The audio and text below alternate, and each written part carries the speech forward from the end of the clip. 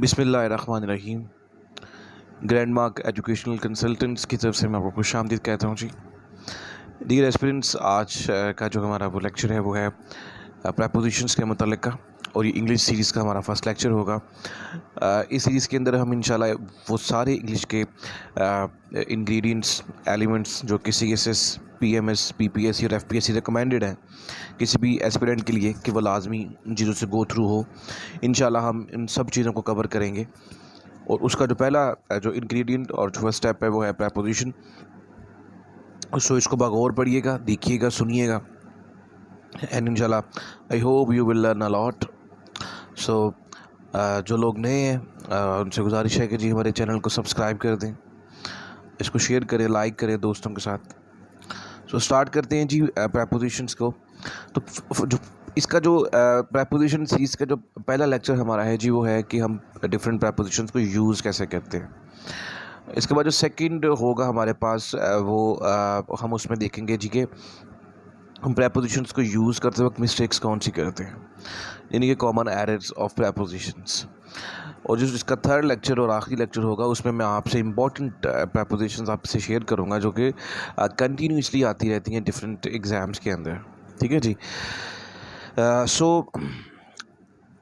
अब प्रपोजिशन जो हम पहली करने जा रहे हैं वो है जी के टाइम को शो करने के लिए हम कौन सी प्रपोजिशंस का इस्तेमाल करते हैं कि शोइंग टाइम।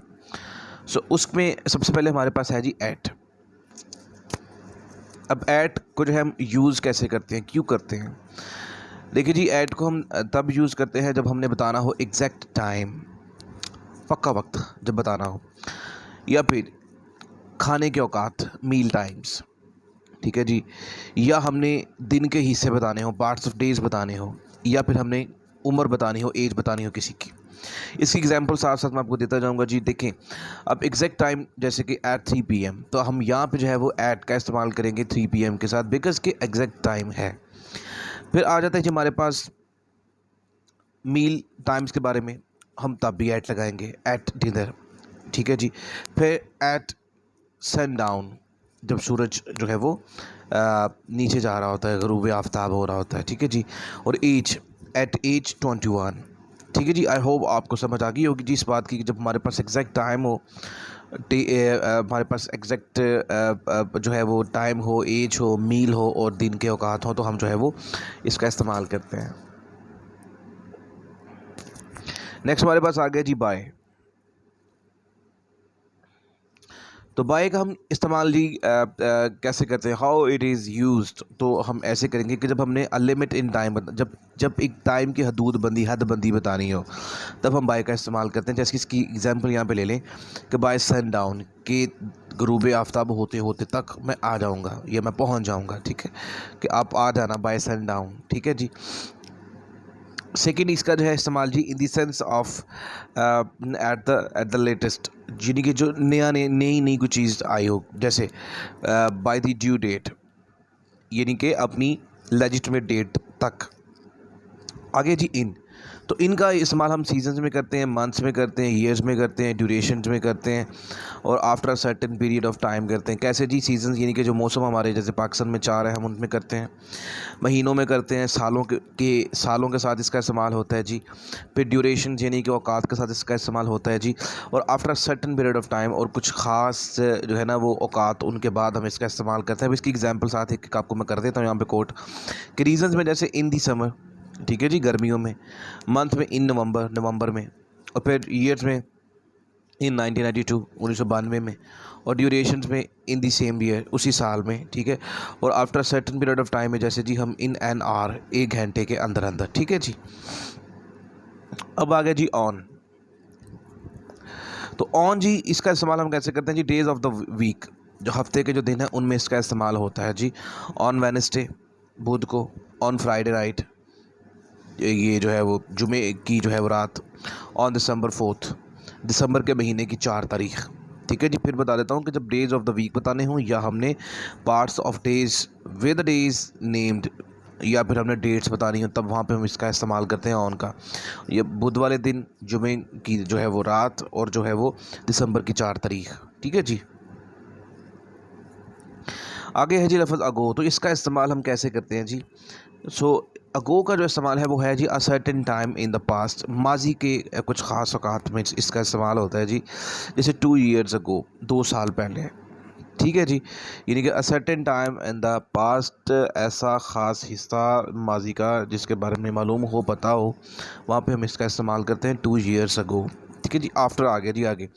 आफ्टर का इस्तेमाल कैसे होता है और ये क्यों इसका ये प्रेपोजिशन यूज़ की जाती है? जब अ point of time that follows another point of time, ऐसा वक्त जो अपने साथ किसी और वक्त को साथ लेके चलता हो। जैसे कि सीधे एग्जांपल भी आते हैं जी, after the game, after the surgery. यानी कि अगर कोई काम हुआ है गेम के बाद तो हम आफ्टर द गेम कहेंगे, अगर सर्जरी के बाद कोई अच्छा या बुरा काम हुआ तो हम कहेंगे आफ्टर द सर्जरी। तो इसका इस्तेमाल क्या है जी? पॉइंट ऑफ टाइम से अगले पॉइंट ऑफ टाइम तक हम जो है इसका इस्तेमाल करते हैं। आई होप सो जी आपको समझ आ रही होगी जो मैं चीज़ आपको बता रहा हूँ। आगे जी लफ्ज़ बिफोर। तो जो बिफोर है जी, इसका इस्तेमाल हम कैसे करते हैं जी? A point of time in that perceives another point in time. ऐसा पॉइंट इन टाइम जो अपने साथ एक और जो है वो पॉइंट ऑफ टाइम को जो है वो लेके आया हो या गया हो। जैसे बिफोर लिविंग, बिफोर ब्रेकफास्ट और बिफोर 2004। यानी कि अब इससे पहले कोई टाइम मौजूद लाजमी हो, पहले था उसके बाद आए, ये है इससे पहले। जो हमने ऊपर पढ़ा है ना जी आफ्टर वाला, उसमें क्या था कि पॉइंट ऑफ टाइम था, उसके बाद आए, उसके बाद जो पॉइंट ऑफ टाइम आया है। ठीक है, जैसे उसकी एग्जांपल थी कि आफ्टर द गेम। ठीक है, यहाँ पे जो पॉइंट ऑफ टाइम है उससे पहले अगर कोई वाक़या हुआ हो, ऊपर वाले में था बाद में आने वाला और पिछले वाले में था पहले में जो हुआ हो। यानी कि before living, before breakfast, before living यानी कि आप घर से कहीं जा रहे हो, बिफोर लिविंग आप कुछ चीज़ें करके जा रहे हैं, बिफोर ब्रेकफास्ट खाने से पहले कुछ करना, या बिफोर 2004 यानी कि 2004 से पहले। ऊपर था आफ्टर द गेम यानी कि गेम के बाद, तो वहाँ पे बाद है, और यहाँ से बिफोर जहाँ पे लगा यहाँ पे पहले है। ठीक है जी, आपको अंडरस्टैंड हो गया होगा, आई होप सो इंशाल्लाह। तो आगे जो हमारे पास प्रेपोजिशन है वो जी ड्यूरिंग। तो ड्यूरिंग जो है वो something that happens will happen in a specific period of time. ऐसी चीज़ जो होगी किसमें? एक ख़ास वक़्त औकात के अंदर। जैसे कि ड्यूरिंग द नाइट, रात के दरमियान, ड्यूरिंग वॉर, जंग के दरमियान। ठीक है जी, जब हमने किसी चीज़ के अंदर ड्यूरेशन बतानी हो किसी चीज़ की, या वो है या वो होगी लाजमी, और एक ख़ास वक़्त के दौरान होगी। ठीक है जी। आगे हमारे पास आ गया जी फोर जो है वो इसका इस्तेमाल कैसे है जी? Over a certain period of in time. एक पीरियड ऑफ टाइम के बारे में जब हम जो है इसका इस्तेमाल करते हैं, जब हमारे पास जो है एक पीरियड ऑफ टाइम मौजूद हो। ठीक है जी, जैसे कि फॉर 2 ईयर्स, 2 साल से तुम्हारे पास एक पीरियड ऑफ टाइम है ये। ठीक है जी, और पीरियड ऑफ टाइम में हम इसका जो है वो इस्तेमाल करते हैं फॉर का। तो ये फॉर 2 ईयर्स यहाँ पे हमने जो है वो लगा दिया है।